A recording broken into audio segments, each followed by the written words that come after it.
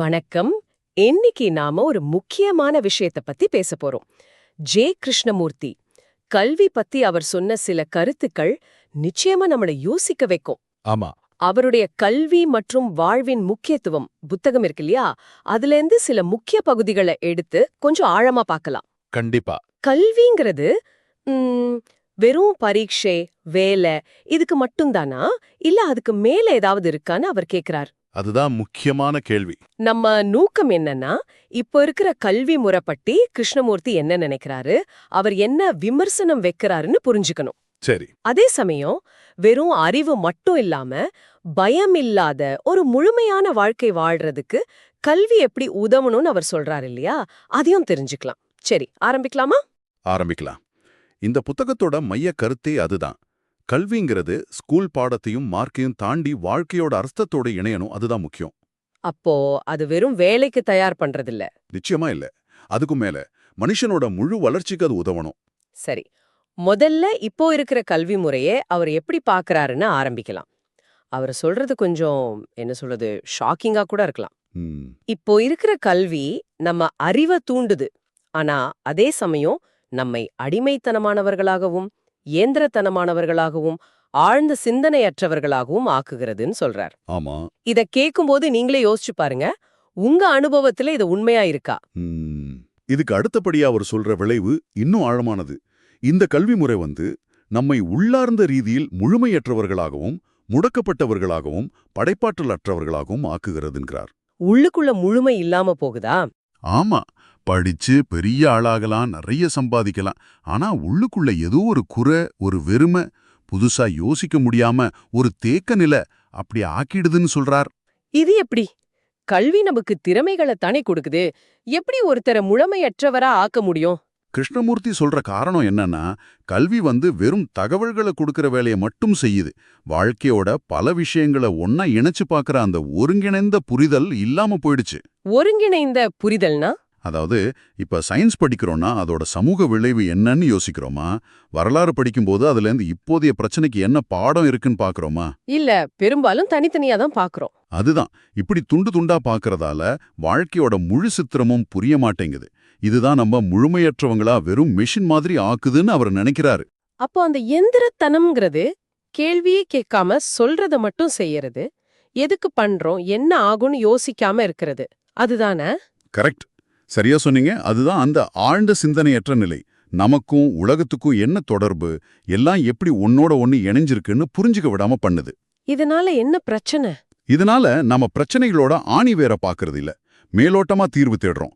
இது தனிப்பட்ட வாழ்க்கையிலும் சரி, சமூகத்திலையும் சரி, பிரச்சனைகளை இன்னும் அதிகமாக்குதே தவிர தீர்க்கிறது இல்ல. சரி, இதுதான் பிரச்சனைன்னா கிருஷ்ணமூர்த்தி சொல்ற தீர்வு என்ன?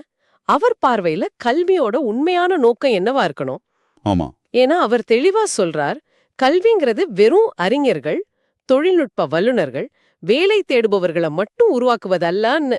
ஆனா இன்னைக்கு அதுதானே முக்கியமா இருக்கு. அங்கதான் கிருஷ்ணமூர்த்தி வித்தியாசப்படுறார். அவர் என்ன சொல்றாருன்னா, கல்வி நமக்கு நீடித்த விழுமியங்களை கண்டறிய உதவ வேண்டும். நீடித்த விழுமியங்கள்? ஆமா. இங்க கவனிக்க வேண்டியது கண்டறிய உதவ வேண்டும்ங்கிற வார்த்தை.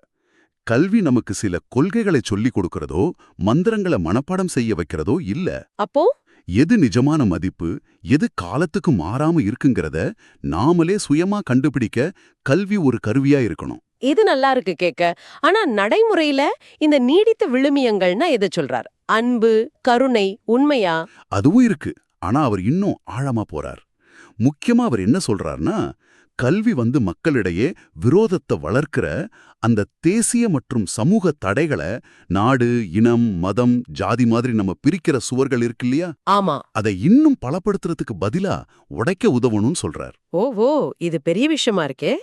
ஆமா, யோசிச்சு பாருங்க. நம்ம கல்வி முறை பல நேரம் நாம அவங்கன்னு பிரிச்சு பார்க்கத்தானே கத்துக் கொடுக்குது. ஆமா, சில சமயங்கள்ல அப்படி நடக்குது. ஆனா கிருஷ்ணமூர்த்தி சொல்றார், உண்மையான கல்வி இந்த எல்லா தடைகளையும் தாண்டி மனுஷங்க எல்லாரும் ஒண்ணுங்கிற உணர்வை கொடுக்கணும். இது உண்மையிலேயே புரட்சிகரமான கருத்து தான். ஏன்னா தேசியவாதம், மத நம்பிக்கை எல்லாம் ரொம்ப ஆழமா இருக்கு. இத கல்வி எப்படி உடைக்க உதவும்? அதுக்கு அவர் சொல்ற வழிதான் கல்வியோட இன்னொரு முக்கியமான இலக்கு. அது என்னன்னா, பயத்திலிருந்து விடுபட்ட ஒருங்கிணைந்த தனிநபர்களை உருவாக்கணும். பயத்திலிருந்து விடுபட்ட ஒருங்கிணைந்த தனிநபர்கள்? ஆமா. இதுதான் மையப்புள்ளி. பயம், தோல்வி பயம், அடுத்தவங்க என்ன நினைப்பாங்கங்கிற பயம், எதிர்கால பயம், அதிகார பயம், ஏன் சாவப் பத்தின பயம் வரைக்கும். ஆமா, பயம் எல்லார்கிட்டயும் இருக்கு. இந்த பயம்தான் நம்மள ஆட்டி படைக்குது. இந்த பயம்தான் பிரிவினைக்கும் பகைமைக்கும் மூல காரணம்னு அவர் நினைக்கிறார். ஓகே, அப்போ பயமில்லாத மனுஷங்க எப்படி இந்த சமூக தடைகளை உடைப்பாங்க? பயம் போனா உடனே எல்லாம் சரியாயிடுமா? நல்ல கேள்வி. கிருஷ்ணமூர்த்தி என்ன சொல்றாருன்னா, பயம் இருக்கும்போது தான் நமக்கு பாதுகாப்பு இல்லைன்னு தோணுது. அந்த பாதுகாப்பின்மை உணர்வுல தான் நாம மத்தவங்கள எதிரியா பார்க்க ஆரம்பிக்கிறோம். நமக்கும் அவங்களுக்கும் நடுவுல சுவர்களை எழுப்புறோம். தேச எல்லையா இருக்கலாம், இல்ல மனசுக்குள்ள ஒரு தடையா இருக்கலாம், அப்படியா? அதேதான். ஆனா பயம் போயிடுச்சுன்னா அந்த பாதுகாப்பின்மை உணர்வும் குறையும். அப்போ மத்தவங்கள பார்த்து பயப்பட மாட்டோம். அவங்க நம்மள அழிச்சிருவாங்க, நம்ம பொருளை பறிப்பாங்கிற பயம் இல்லாம போகும்போது அந்த தடைகளை கட்ட வேண்டிய அவசியமும் இல்லாம போயிடும். அப்போ மனுஷங்க இயல்பா இணைவாங்களா? ஆமா, இயல்பாவே ஒருத்தரோட ஒருத்தர் இணைய முடியும், ஒத்துழைக்க முடியும்னு அவர் நம்புறார். அப்போ எல்லா பிரச்சனைக்கும் மூலம் பயம்தான், அத போக்கினா போதுன்னு சொல்ற மாதிரி இருக்கே. இது சிம்பிளான தீர்வா தெரியலையா? சிம்பிளா தெரியலாம், ஆனா அதுக்கு அவர் சொல்ற வழி ரொம்ப ஆழமானது. பயம் எப்படி போகும்? ஆமா, அது எப்படி? இங்கதான் கிருஷ்ணமூர்த்தி ரொம்ப முக்கியமான விஷயத்த சொல்றாரு. நம்மை புரிந்து கொள்வதில்தான் பயம் முடிவுக்கு வருகிறது. நம்மள நாமளே புரிஞ்சுக்கிறது இல்லையா? ஆமா, மறுபடி சொல்றேன். நம்மை புரிந்து கொள்வதில்தான் பயம் முடிவுக்கு வருகிறது. சுய அறிவு, அதாவது நம்ம எண்ணங்கள் ஏன் இப்படி இருக்கு, நம்ம உணர்வுகள் எங்கிருந்து வருது, நம்ம ஆசைகள், நம்ம ஆழமான பயங்கள், நம்ம நம்பிக்கைகள், தப்பெண்ணங்கள், இதையெல்லாம் நாமளே நேர்மையா ஆழமா புரிஞ்சுக்கிறது தான் பயத்திலிருந்து வெளியே வரத்துக்கு ஒரே வழி. அப்போ சுய அறிவுக்கும் பயமின்மைக்கும் நேரடி தொடர்பு இருக்கா? நிச்சயமா. நீங்களே யோசிச்சு பாருங்க, உங்களுக்குள்ள இருக்கிற பயங்களுக்கும் உங்கள பத்தின உங்க புரிதலுக்கும் என்ன சம்மதம் இருக்குன்னு. இது யோசிக்க வேண்டிய விஷயம்தான். இது ஒரு மாதிரி சைக்காலஜி மாதிரி இருக்கே. ஆமா, இது வெறும் தத்துவம் இல்ல, ஒரு உளவியல் உண்மைன்னு கூட சொல்லலாம். நம்ம பயங்கள் பெரும்பாலும் நமக்கு தெரியாத விஷயங்கள் மேல தான் இருக்கும், இல்லன்னா தப்பா புரிஞ்சுகிட்ட விஷயங்கள் மேல. நம்ம கோபம் ஏன் வருது, பேராசை எங்கிருந்து வருது, பாதுகாப்பின்மைக்கு என்ன காரணம், இப்படி ஆழமா பார்க்க ஆரம்பிச்சா அந்த பயங்களோட பிடி கொஞ்சம் கொஞ்சமா தளரும். அந்த சுய புரிதல் வரும்போது பயம் தானா மறைய ஆரம்பிக்கும். இது ஏதோ மேஜிக் இல்ல, ஒரு விழிப்புணர்வு நிலை. சரி, பயம் போயிடுச்சு, சுய புரிதல் வந்துடுச்சு. இதனால என்ன பெரிய மாற்றம் வரப்போகுது உலகத்துல? அங்கதான் கிருஷ்ணமூர்த்தி உலக அமைதிக்கே வழியை காட்டுறார். அவர் என்ன சொல்றாருன்னா, அப்படி பயமில்லாத தன்னைத்தானே புரிஞ்சுகிட்ட மனுஷங்களுக்கு இடையில மட்டும்தான் நீடித்த அமைதி இருக்க முடியும். நீடித்த அமைதி? ஆமா, யோசிச்சு பாருங்க.